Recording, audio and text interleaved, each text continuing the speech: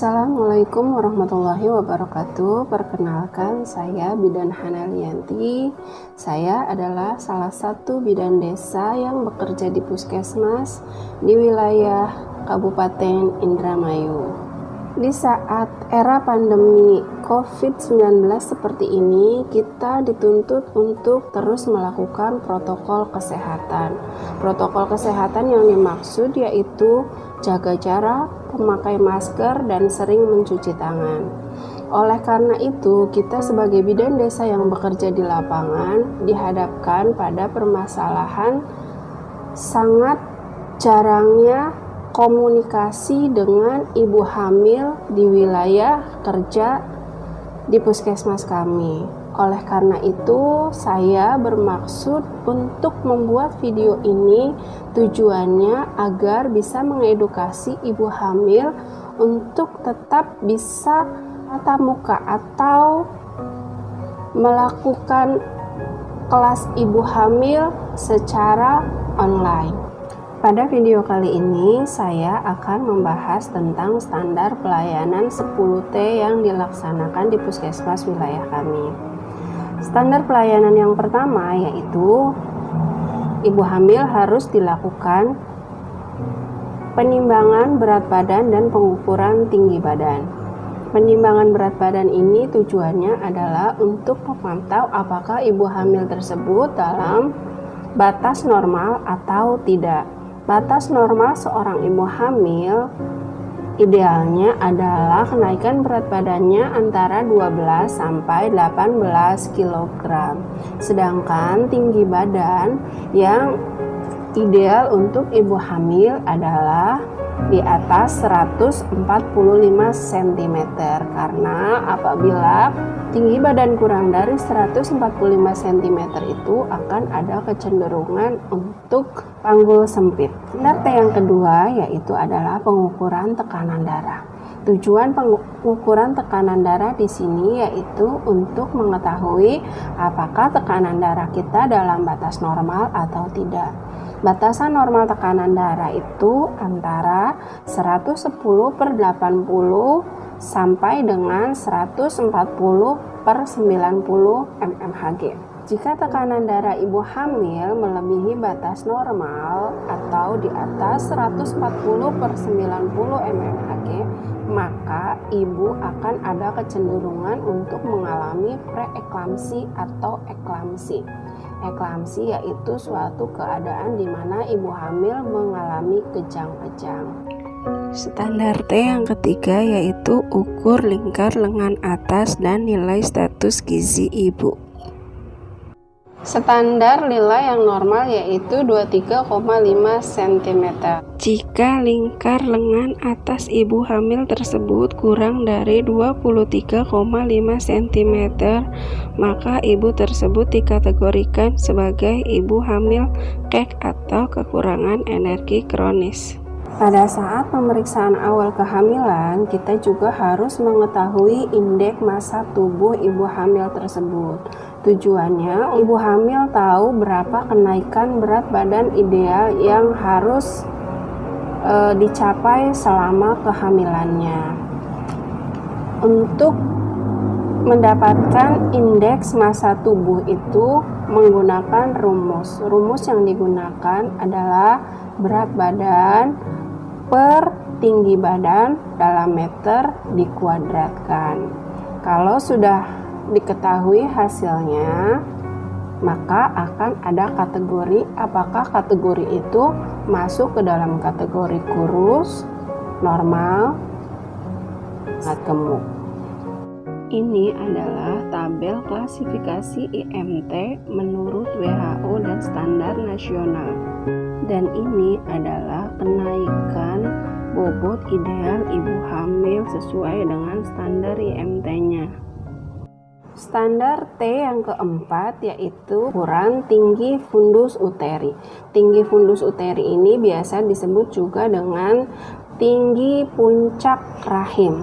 Tujuannya pengukuran tinggi fundus uteri ini adalah untuk mengetahui usia kehamilan ibu.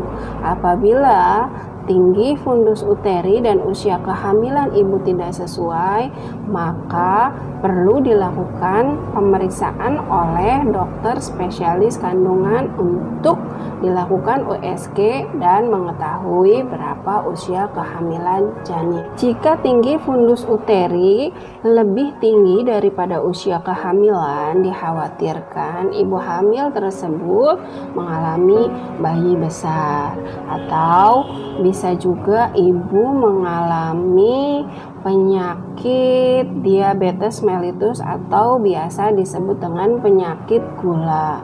Apabila tinggi fundus uteri lebih rendah daripada usia kehamilan, maka dikhawatirkan akan terjadi BBLR. BBLR itu adalah bayi dengan berat badan lahir rendah, atau akan terjadi IUGR. IUGR itu adalah pertumbuhan janin yang terhambat. Yang kelima yaitu pemberian imunisasi TT atau tetanus toksoid. Tujuan dari pemberian imunisasi TT ini adalah untuk mencegah penyakit tetanus baik pada saat ibu sedang hamil atau ketika persalinan. Ibu hamil harus dilakukan screening TT. Screening TT itu adalah ibu hamil harus dicek status imunisasinya, apakah dia berada di status TT yang keberapa. Selama hidupnya, ibu hamil atau seorang wanita harus mendapatkan imunisasi TT sebanyak 5 kali. TT yang pertama itu biasanya didapatkan pada saat ibu menjadi calon pengantin, maka ibu akan disuntik TT yang pertama kali. Pemberian TT yang kedua itu jaraknya 1 bulan setelah pemberian TT yang pertama. Sedangkan untuk TT yang ketiga jaraknya 6 bulan dari pemberian TT yang kedua. Sedangkan TT yang keempat itu interval yang harus diberikan adalah 1 tahun, dan TT yang kelima itu diberikan 1 tahun juga. Maka ibu hamil tersebut atau seorang wanita tersebut kalau sudah mendapatkan status TT5, kekebalan tubuhnya sampai dengan 25 tahun. Standar T yang keenam yaitu pemberian tablet tambah darah atau tablet zat besi. Tujuan pemberian tablet tambah darah atau zat besi ini adalah untuk menaikkan kadar hemoglobin dalam darah, karena selama hamil akan terjadi hemodilusi atau pengenceran darah, sehingga ibu akan ada kecenderungan untuk terjadi pendarahan selama proses persalinannya. Oleh karena itu, ibu hamil diwajibkan untuk meminum tablet tambah darah minimal 90 tablet selama kehamilannya, dan juga bisa boleh banget diminum lebih dari 90 tablet. Bagaimana caranya kita mengetahui apakah ibu hamil tersebut meminum tablet tambah darah dengan baik dan benar? Yaitu dengan cara kita tanyakan kepada ibu hamil tersebut apakah pupnya berwarna hitam atau tidak. Cara minum tablet tambah darah yang baik dan benar yaitu diminum pada saat menjelang tidur dan diminum dengan air putih. Lebih bagus lagi jika tablet tambah darah itu dibarengi dengan memakan buah-buahan seperti jeruk, stroberi, atau lainnya yang mengandung vitamin C, agar proses penyerapan dalam tubuh itu bisa diserap dengan baik. Sedangkan tablet tambah darah itu tidak boleh diminum berbarengan dengan teh, karena teh itu dapat mengikat zat besi di dalam tubuh, sehingga tablet tambah darah yang kita minum itu akan sia-sia apabila diminum dibarengi dengan teh. Standar T yang ketujuh adalah tes laboratorium. Tes laboratorium yang dilakukan di puskesmas kami untuk ibu hamil ada 5. Pemeriksaan laboratorium yang pertama yaitu tes golongan darah. Golongan darah ini fungsinya untuk mengetahui siapa pendonor ibu hamil agar apabila ada kegawat daruratan bisa langsung ditindaklanjuti. Pemeriksaan laboratorium yang kedua yaitu pemeriksaan hemoglobin atau HB. Pemeriksaan hemoglobin ini untuk mengetahui apakah kadar hemoglobin dalam darah ibu itu normal atau tidak. Jika ibu kurang dari standar 11 tersebut, maka ibu dikatakan anemia. Pemeriksaan laboratorium yang ketiga yaitu pemeriksaan HBsAg. Tujuan pemeriksaan HBsAg ini adalah untuk mengetahui apakah ibu hamil tersebut mempunyai penyakit hepatitis B atau tidak, atau biasa orang di sini menyebutnya dengan penyakit kuning atau penyakit liver. Pemeriksaan laboratorium yang keempat yaitu pemeriksaan VCT. VCT ini tujuannya untuk mengetahui penyakit kelamin yang dimiliki oleh ibu. Penyakit kelaminnya adalah HIV atau AIDS. Yang kelima adalah pemeriksaan sifilis. Pemeriksaan sifilis ini adalah untuk mengetahui apakah pasangan tersebut mempunyai penyakit infeksi menular seksual sifilis atau tidak. Standar T yang ke-8 yaitu menentukan detak jantung janin.